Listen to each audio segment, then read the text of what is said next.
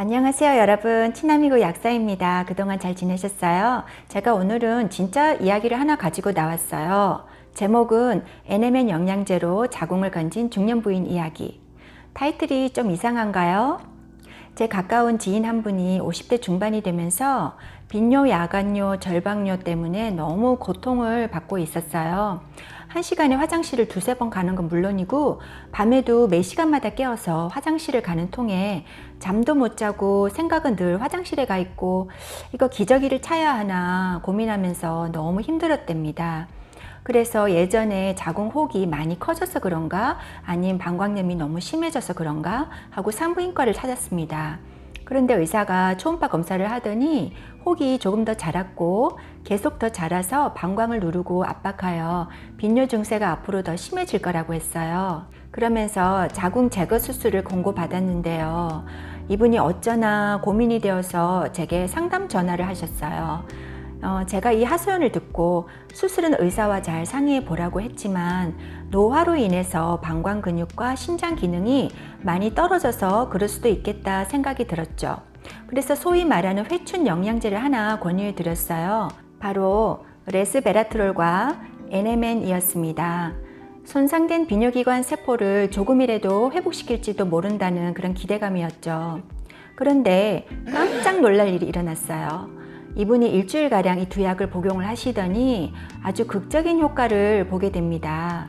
방광이 점점 편안해지더니 빈뇨 증세가 완전히 사라져서 이제는 하루에 5번 정도 화장실을 가신다는 거예요.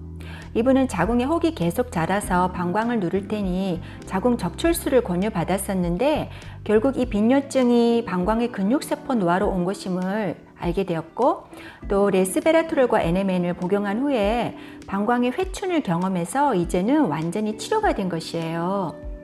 물론 개개인에 따라 효과와 결과가 다를 수 있기 때문에 이분의 복용 후기를 일반화할 수는 없어요. 하지만 이 영양제를 추천했던 제게는 정말 기적처럼 믿을 수가 없는 놀라운 결과였어요. 특히 MNN이 제 레이더망에 딱 하고 걸려들게 된 거죠. 오늘은 지난번에 이어서 그래서 안티에이징 시리즈를 계속해서 다룰 건데요. 레스베라트롤과 함께 복용했을 때 더 시너지 효과가 나는 다른 영양제들도 한번 아울러서 알아보려고 합니다. 결론부터 말씀드리자면 레스베라트롤의 시너지를 더할 영양제는요. NMN, 그리고 포타스틸벤, 그리고 바이타민 K2입니다.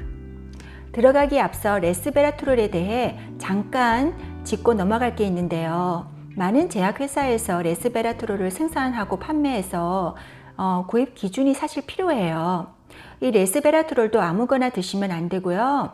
이 분야의 권위자인 데이비드 싱클레어 박사가 제시하는 선택 기준을 알려드릴게요. 첫째로 어떤 레스베라트롤을 선택할까요? 화학 구조를 체크해야 됩니다. 장수 유전자 시루토인을 깨우는 구조는 따로 있어요. 꼭 트랜스 레스베라트롤을 선택을 하세요. 이 레스베라트롤에는요, 시스 레스베라트롤과 트랜스 레스베라트롤 두 가지 유형이 있는데요. 데이비드 싱클레어 박사의 연구에 의하면 시스형은 시루토인을 활성화하지 않아서 안티에이징 효과가 미미합니다. 영어로 서투인이라고 부르는데 한국어로는 시루토인으로 알려져 있더라고요. 그래서 저도 이제 시루토인이라고 부르겠어요.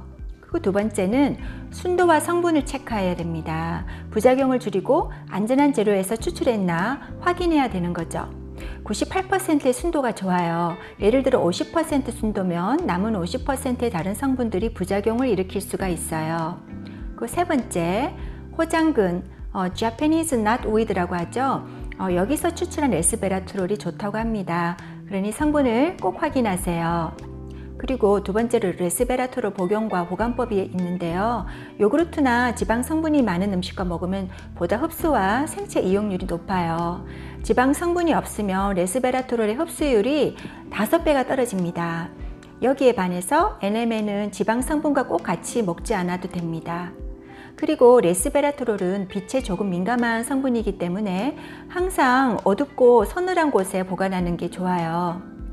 닥터 데이비드 싱클레어는요, 아침마다 요구르트에 레스베라트롤 가루를 섞어서 먹고 또 먹은 약은 냉장 보관한다고 합니다. 그냥 여러분 참조만 하시고요. 본인에게 가장 편리한 방법을 찾아서 꾸준히 복용하는 게 더 중요하겠죠.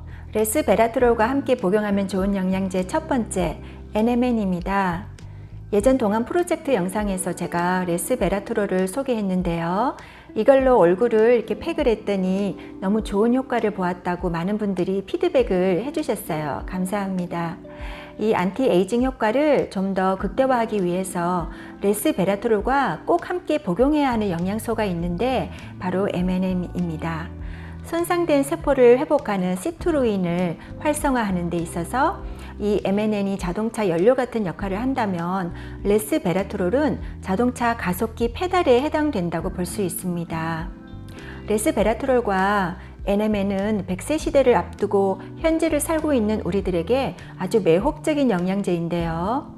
하버드대 데이비드 싱클레어 박사가 계속 연구하고 또 심화된 임상 테스트를 하고 있어서 뜨거운 관심을 받고 있습니다. 레스베라트롤과 NMN은 시루토인 장수 유전자를 활성화하는 중요한 성분으로 마치 쌍두마차의 두 마리 말과 같다고 볼 수 있겠죠.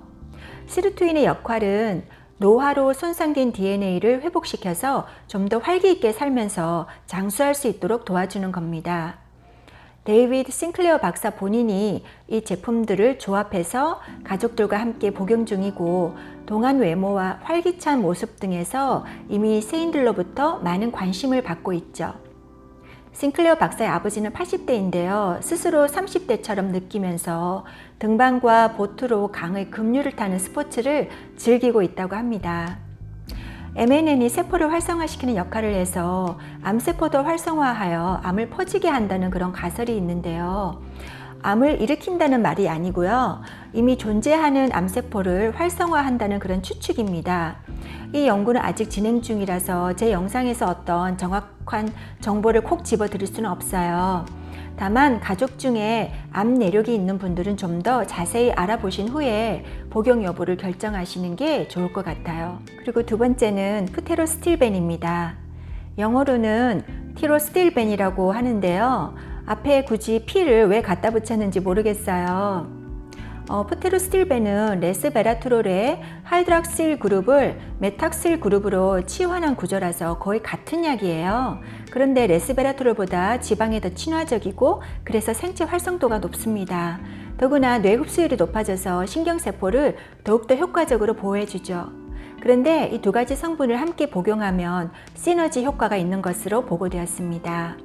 사람의 적혈구 세포가 산화 스트레스에 노출되었을 때 이 두 가지를 함께 복용하면 지질 과산화, 리피드 퍼옥시데이션을 상당히 방지해 주는 것으로 나타났어요. 레스베라트롤 단일 성분만으로는 동일한 결과를 얻을 수 없었고요. 이 두 가지를 함께 사용함으로써 적혈구가 산화되는 용혈 반응이나 산화 스트레스로 인한 글루타치온 고갈을 현저히 방지할 수 있었습니다. 세 번째는요, 비타민 K2. 비타민 K2는 메나퀴논 7으로 알려진 영양제인데 주로 뼈를 건강하게 하고 심혈관계를 보호하는 비타민으로 알려져 있습니다. 최근 연구가 밝힌 자료에 의하면 이 비타민 K2와 레스베라트롤을 함께 복용했을 때 서로 다른 메커니즘에 의해서 심장, 뇌, 그리고 뼈의 건강에 시너지 효과가 있어요. 비타민 K2는 비타민 D3와 복합제로 골다공증 예방 영양제로 많이 출시되고 있습니다. 라면엔 김치, 비 오는 날엔 파전, 이렇게 딱 조합이 맞는 왜 그런 거 있잖아요. 레스베라트롤도 이렇게 단일 성분으로만 복용하지 마시고 제가 오늘 소개한 이런 영양제들과 복합으로 한번 드셔보세요. 만약에 특히 딱 한 가지만 권한다면 저는 NMN 꼭 같이 드시길 바랍니다. 저도 이렇게 조합으로 먹고 나서는 낮잠을 더 이상 자지 않아도 피곤하지 않고 관절이 많이 유연해졌음을 느껴요. 그리고 정신도 더 맑고 집중력이 훨씬 향상이 되었어요. 네, 이상 오늘은 여기까지고요. 요즘 약국에 독감 백신 맞으러 오는 사람들이 아주 많아요. 여러분도 10월이 가기 전에 독감 백신 맞으시고 가능하면 폐렴 백신도 미리 맞아두셔서 코비드와 인플루엔자, 폐렴 바이러스가 동시에 확산되는 것을 사전에 예방하는 게 좋겠죠. 예전에 제가 만든 영상도 한번 시청해 주세요. 그럼 다음에 다시 또 찾아뵙겠습니다. 모두 건강하게 잘 지내세요. 안녕.